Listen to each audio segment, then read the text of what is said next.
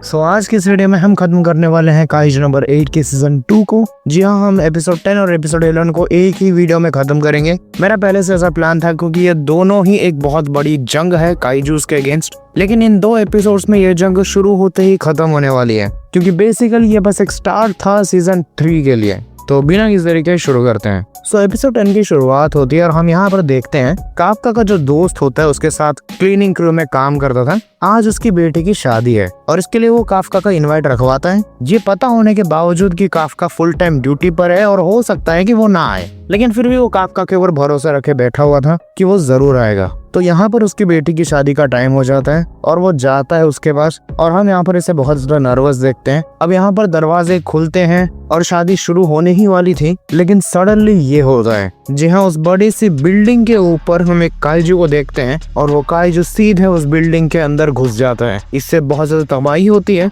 लेकिन इससे भी बुरी बात अभी आने वाली है। काइजू के डिफेंस यूनिट को इस काइजू की खबर आती है, लेकिन ये काइजू अकेला नहीं था जिसने हमला किया था। पूरे के पूरे जापान के कंट्रीज में अलग अलग काइजूस का हमला हो रहा था और ये कोई नॉर्मल काइजूस नहीं थे, बड़े बड़े विशाल हॉन्जू लेवल के थे, वो भी 100 की तादाद में, और सिचुएशन आउट ऑफ कंट्रोल हो चुकी है। यहाँ हम देखते हैं उस काइजू के हमले की वजह से जो उस लड़की का फियांसे था वो घायल हो चुका है क्योंकि वो काइजू के सबसे ज्यादा पास था और काफका का दोस्त उसे उठाकर वहां से भाग रहा है। लेकिन सडनली इसी बीच वो काइजू उसकी बेटी पे हमला कर देता है और उसके पैरों को भी अपने हाथों से कुचल देता है। यहाँ काफका का दोस्त अपना हाथ काट कर उस खून से उस काइजू को अपनी तरफ बुलाने की कोशिश कर रहा था, लेकिन काइजू उस पर बिल्कुल ध्यान नहीं देता। अब वो उसकी बेटी को खाने ही वाला था, तभी आता है नारुमी और उसके टुकड़े कर देता है। जी हाँ, डिफेंस फोर्स अपनी अपनी पोजीशन ले चुकी है। यहाँ पर नारुमी है और अलग अलग जगह पर जहाँ पर काइजूस का हमला हुआ था अलग अलग लीडर्स का ग्रुप पहुंच चुका है। यहाँ पर नारुमी आते ही सफाई शुरू कर देता है।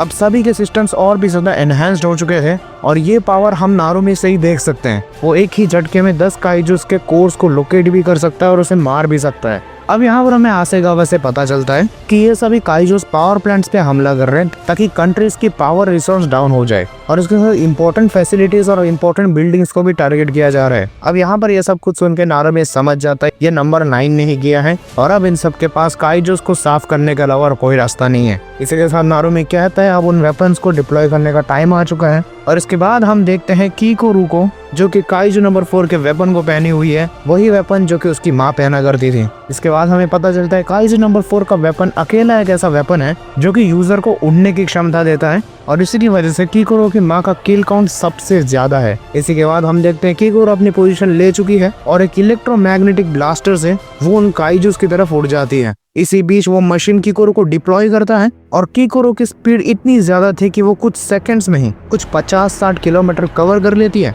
और उन काइजूस के पास पहुंच भी जाती है, जहां पर एक छोटा सा डिफेंस ग्रुप उन्हें होल्ड करे रख रहा था और कीकोरू आते ही एक काइजू को बीच में से उड़ा देती है। यहाँ के डिफेंस ग्रुप कोशिश करते हैं कि कीकोरू की मदद कर सके, लेकिन उन्हें रियलाइज होता है कि कीकोरू काफी ज्यादा फास्ट है और अगर वो मदद करने की कोशिश करेंगे तो वो बस कीकोरू के रास्ते में आ जाएंगे। तो इससे बेहतर है कीकोरू को अकेले ही संभालने दिया जाए। यहाँ नारुमी कीकोरू को कॉल करके उसे 10 मिनट देता है वहाँ के बड़े बड़े काइजूस को साफ करने के लिए, लेकिन कीकोरू सिर्फ 5 मिनट लेती है और काइजू नंबर 4 के फुल पोटेंशियल को यूज करके सिर्फ 5 मिनट में ही सबको साफ कर देती है। अब यहीं पर सीन शिफ्ट होता है और हम देखते हैं एक और काइजू वेपन यूजर को, और वो कोई और नहीं बल्कि अपना बाउल कट सोशिरो ही है। जी हाँ, नंबर 10 फाइनली वेपन बन चुका है, लेकिन अब इस वेपन में एक ट्विस्ट है। नंबर 10 बात कर पा रहा था इस वेपन के रूप में, मतलब काइजू नंबर 10 उस वेपन के रूप में भी जिंदा है। यहाँ हम देखते हैं सोशिरो और काइजू नंबर 10 अलग अलग बातों पे डिसएग्री कर रहे हैं। मतलब काइजू नंबर 10 बहुत ज्यादा जल्दी में था उन काइजूस से लड़ने के लिए, लेकिन सोशिरो से बार बार याद दिला रहा था कि उनके डील में ये बात हुई थी कि सोशिरो कंट्रोल लेगा, लेकिन काइजू नंबर 10 काफी ज्यादा उतावला था, वो लगातार लड़ना चाहता था। अब काइजू नंबर 10 के वेपन के रूप में बात करने का रीजन यही है कि नंबर 9 ने नंबर 10 को इतना ज्यादा एडवांस तरीके से बनाया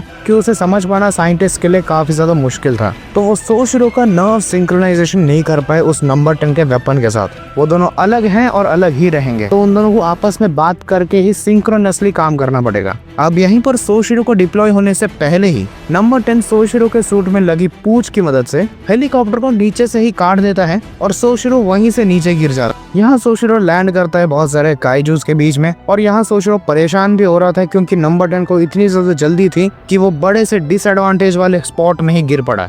अब यहाँ पर एक्चुअल में नंबर 10 काफी ज्यादा लड़ने के मूड में था, लेकिन सोशिरो थोड़ा टैक्टिकल सोच रहा था, थोड़ा दिमाग लगा रहा था। तो जैसे ही सारे काइजूस उन पे हमला करते हैं, सोशिरो सोचता है कि वो लेफ्ट जाएगा क्योंकि वहाँ पर थोड़े कम काइजूस हैं, लेकिन नंबर 10 को लड़ना था ताकतवर लोगों से, तो वो राइट जाता है जहाँ पर सबसे ज्यादा काइजूस हैं। इसी की वजह से उनकी मूवमेंट थोड़ी बहुत क्लैश हो जाती है और दोनों किसी भी तरफ नहीं जाते। अब ऐसे ही थोड़ी देर के लिए चलता है, दोनों ही एक दूसरे से डिसएग्री कर ही रहे थे। सोशिरो बचते हुए हमले की तैयारियां कर रहा था, लेकिन नंबर 10 को थोड़ा बहुत मार खाना था ताकि वो टेस्ट कर सके उसका एनिमी कितना स्ट्रांग है, एंड इसी कारण वो ऑलमोस्ट मरते मरते बचते हैं। अब क्योंकि इन दोनों के बीच में काफी ज्यादा डिसएग्रीमेंट थी, तो सोशिरो की सूट पावर भी काफी ज्यादा कम हो रही थी। अब यहाँ पर सोशिरो खुद को ही कोसता है क्योंकि उसे हर बार ऐसे लोग मिलते हैं जो कि बहुत ज्यादा जिद्दी होते हैं। तो सोशिरो यहाँ पर डिसाइड करता है कि वो नंबर 10 के साथ ही चलेगा। वो कहता है ये एक बार मैं तुम्हें मौका दे रहा हूँ, जो करना है करो। और वो डिसाइड करता है बिना कोई बचने या प्लानिंग प्लॉटिंग के वो सीधे हेड ऑन लड़ेगा सभी काइजूस से। और इसी की वजह से नंबर 10 और ज्यादा खुश हो जाता है और सोशिरो की सूट पावर और ज्यादा बढ़ जाती है। इसके बाद लड़ाई शुरू होती है और हम देखते हैं सोशिरो सारे के सारे काइजूस को कुछ ही मिनटों में काटते हुए चला जाता है। जहाँ नंबर 10 को मजा आ रहा था, लेकिन सोशिरो यहाँ पर नंबर 10 को और ज्यादा चिढ़ा रहा था। वो कह रहा था तुम बिल्कुल भी स्ट्रांग नहीं हो, किसी काम के नहीं हो, मैं सारा काम कर रहा हूँ। यहाँ सोशिरो को उन लैब वालों से डांट भी पड़ती है कि अभी तो तुम दोनों डिसएग्री कर रहे थे या पिट रहे थे, तो फिर से उसे क्यों चिढ़ा रहे हैं। लेकिन यहाँ पर सोशिरो का आइडिया काम आ जाता है। सोशिरो के चिढ़ाने की वजह से नंबर 10 और ज्यादा खुद को पुश करता है और उनकी सूट की पावर और ज्यादा बढ़ जाती है। तो यहाँ पर सोशिरो अपने ब्लेड से अटैक पावर संभाल रहा था और नंबर 10 अपने पूंछ से डिफेंस संभाल रहा था। यहीं पर सोशिरो उनके लीडर को देख लेता है और सीधे चार्ज करते हैं उनकी तरफ, बिना ये देखे कि उसके पीछे से कौन हमला कर रहा है, क्योंकि उसके लिए हमेशा नंबर 10 रेडी था। और इसी के साथ वो सारे के सारे छोटे काइजूस को हरा देता है और अब बारी थी उनके लीडर की। तो सोशिरो यहाँ पर अपना टेक्निक 6 यूज करता है और काइजू नंबर 10 को काफी ज्यादा स्ट्रॉन्ग फील होता है। यहाँ उसे याद आता है ये वही टेक्निक था जिसके साथ सोशिरो ने उसे पहली बार हराया था और उसे रियलाइज होता है कि उसे लड़ना कितना ज्यादा पसंद है। सोशिरो का सूट पावर 70% तक रीच हो जाता है और वो एक ही अटैक में उस लीडर को उड़ा देता है। अब यहाँ पर जैसे ही लड़ाई खत्म होती है, इसी एक्साइटमेंट में काइजू नंबर 10 बोलता है चलो जाके उन सोल्जर से लड़ते हैं, उन्हें भी खत्म करते हैं। क्योंकि अब काइजू नंबर 10 थोड़ा बहुत बोर हो गया था काइजू से लड़के, वो इंसानों से लड़के अलग टेस्ट लेना चाहता था। तो इसीलिए इनके बीच लड़ाइयाँ होती रहती है और पूरी सीरीज में हम ये देखते रहेंगे। अब रही बात यहाँ के लैब साइंटिस्ट से हमें पता चलता है सोशिरो का जो प्रेजेंट सूट है वो 70% के पावर में ही पुराने सोशिरो के 100% तक को क्रॉस कर रहा है। और अगर आगे जाके इन लोगों ने किसी तरह 95% को छू लिया तो पता नहीं सोशिरो किस लेवल तक पहुंचेगा। इसके बाद सीन शिफ्ट होता है शिनोनोमा के ग्रुप के ऊपर, जिनका काम बहुत ज्यादा मुश्किल था क्योंकि उन्हें लड़ना था एक ट्रैफिक एरिया के पास जहाँ पर बहुत ज्यादा इंसानी जाने थी और वहाँ पर कुछ कुल मिला के 6 बड़े बड़े काइजूस थे। यहाँ काफका ट्रांसफॉर्म होने की सोच रहा था, लेकिन शिनोनोमा उसे कहती है कि ऐसा मत कर, तेरा काम है नंबर 9 से लड़ना,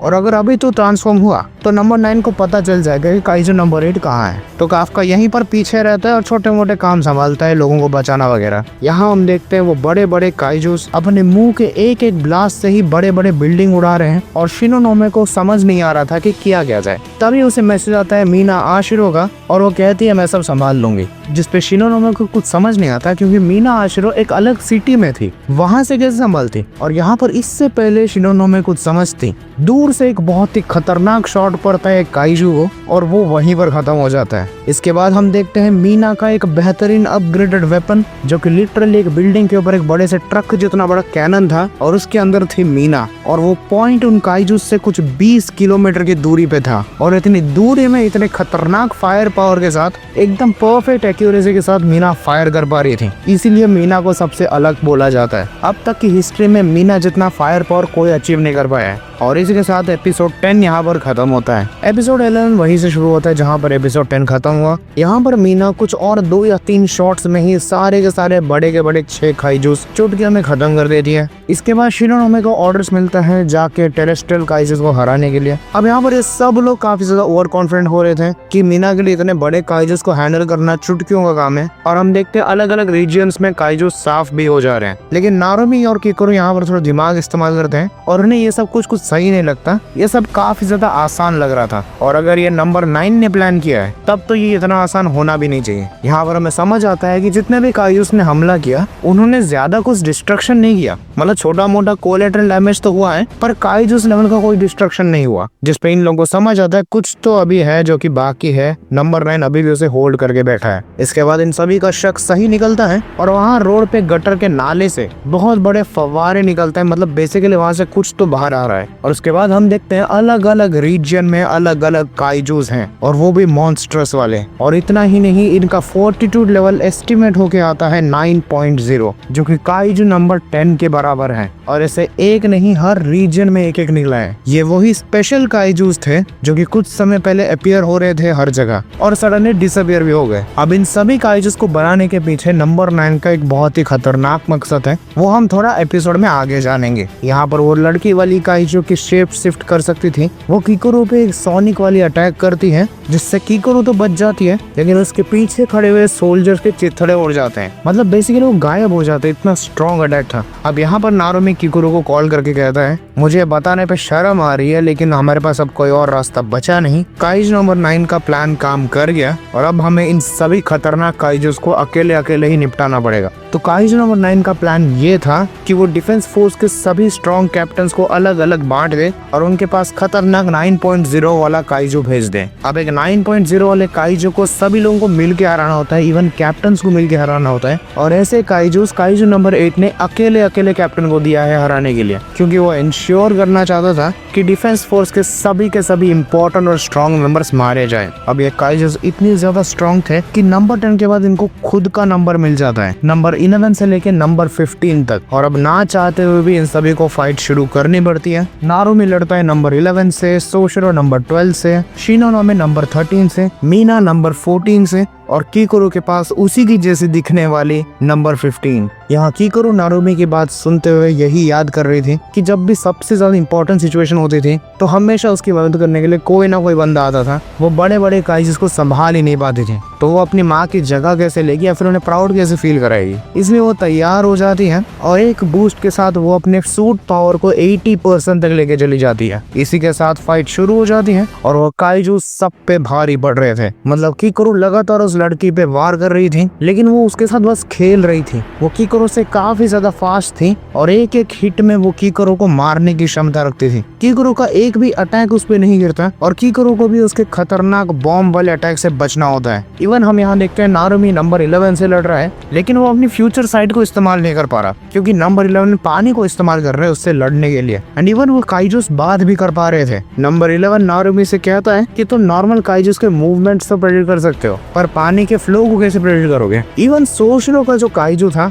वो भी उसी की तरह लड़ रहा था, क्लोज कॉम्बैट, वो भी ब्लेड्स के साथ, और वो अल्ट्रा स्पेशलाइज्ड था सोशिरो के साथ ही लड़ने के लिए। मतलब वो सोशिरो को उसी की टेक्निक्स में हरा रहा था। इवन किकुरु को नंबर 15 दूर म्यूजियम में फेंक देती है, वो भी एक पंच के साथ। किकुरु अपने एक्स उठाती है, इससे पहले ही वो उसके सामने आ जाती है और वो अपने साइकिक पावर से किकुरु से भी खतरनाक वाले एक्स बनाती है। अब अगर इन सभी काइजूस में अगर तुम लोगों ने नोटिस किया तो कहीं ना कहीं ऐसा लग रहा था कि वो सोशिरो, नारुमी, किकुरु इनको हराने के लिए बने हैं और यही काइजू नंबर 9 का प्लान था। वो डिफेंस फोर्स के सबसे बेहतरीन ऑफिसर्स को खत्म करना चाहता था, तो उसने ऐसे काइजूस बनाए जो कि उनके परफेक्ट काउंटर्स थे। इसके बाद हम देखते हैं एक छोटे से बिल्डिंग के अंदर सभी सर्वाइवर्स हैं और यहाँ वो काफका का दोस्त भी है जिसकी बेटी की शादी चल रही थी। थैंकफुली दुल्हा दुल्हन दोनों ही ठीक हैं और इसलिए उसका बाप सोल्जर्स का शुक्रगुजार है, इसलिए वो टाइम वेस्ट नहीं करता और उठ के वहाँ पर सेवा करना भी चालू कर देते हैं ताकि सोल्जर्स का हेल्प हो सके। अब यहाँ पर एक्चुअल में न्यूज आ चुकी थी कि फोर्टिट्यूड 9.4 के बहुत सारे काइजूस हैं और सब लोग यहाँ पर पैनिक कर रहे थे।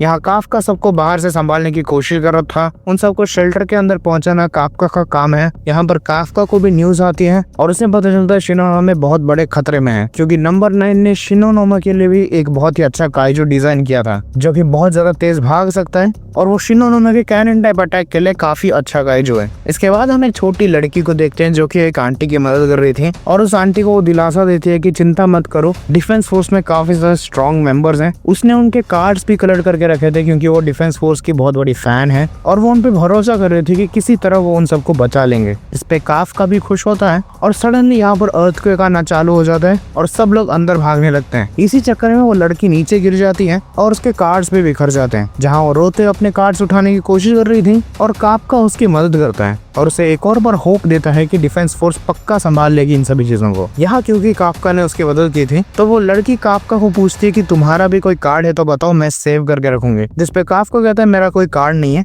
और वो लड़की काफ्का को कहती है जिस तरह तुम काम कर रहे हो तुम्हारा कार्ड जरूर बनेगा और मैं उसे जरूर खरीद के रखूंगी। इसी बात पे काफ्का खुश होता है और वो शिनोनोमे को बचाने के लिए वहाँ से निकल जाता है। यहाँ पर हम देखते हैं शिनोनोमे की काफी ज्यादा बुरी हालत है और वो काइजू नंबर 13 पे उसके अटैक्स का कोई असर नहीं हो रहा है। यहाँ वो काइजू नंबर 13 उसको एक जोरदार मुक्का मारता है जिससे वो दूर जाके गिरती है। यहाँ हमें शिनोनोमे का थोड़ा बहुत पास्ट पता चलता है कि उसके अंदर बहुत पहले से किकुरो की तरह एक स्पिरिट थी कि वो एक कैप्टन बनना चाहती थी और जब नारुमी ने उसे अपॉइंट किया एज अ कैप्टन वो उसके लिए बहुत बड़ी गर्व की बात थी। उसके लिए नारुमी के प्रति लॉयल्टी काफी ज्यादा बढ़ गई और इसीलिए वो डिसाइड करती है यहाँ पर मेरी जान ही क्यों न चली जाए, मैं बाकी डिफेंस फोर्स के लिए हर एक सेकंड बचाने की कोशिश करूंगी चाहे जो हो जाए। और इसी के साथ वो अपने सूट को और पावर ऑफ करती है और सीधे उस काइजू पे लगातार हमला करती है। लेकिन इसका कोई फायदा नहीं होता। उस काइजू को फ्रीज करने के बावजूद वहाँ से वो छूट जाता है और वो सीधे पलक झपकते उसके पीछे आ जाता है और वो एक पंच में सीधे शिनोनोमे को ब्रिज के नीचे पहुंचा देता है। हम यहाँ देखते हैं शिनोनोमे की हालत कुछ ऐसी है कि अगर उसके ऊपर एक और अटैक पड़ा तो हो सकता है उसके चिथड़े उड़ जाए और यही चीज नंबर 13 करने ही वाला था और वो हमला चला भी देता है। लेकिन शिनोनोमे वहाँ से गायब थे और यहीं पर हम देखते हैं काफ्का टाइम पे पहुंच चुका था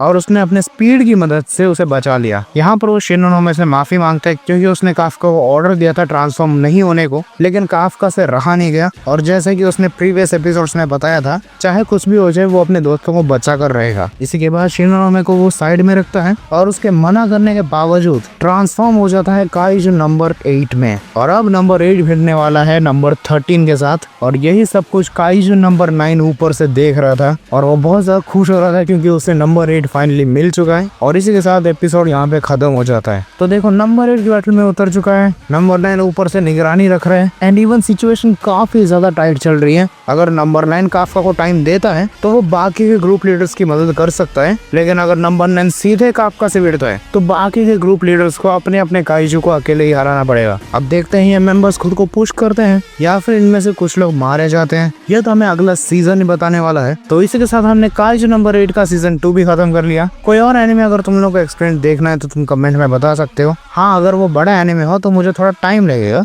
उसे ब्रेक डाउन करने में। तो बस आज के लिए इतना ही, मैं मिलता हूँ तुमको किसी और वीडियो में, तब तक के लिए गुड बाय।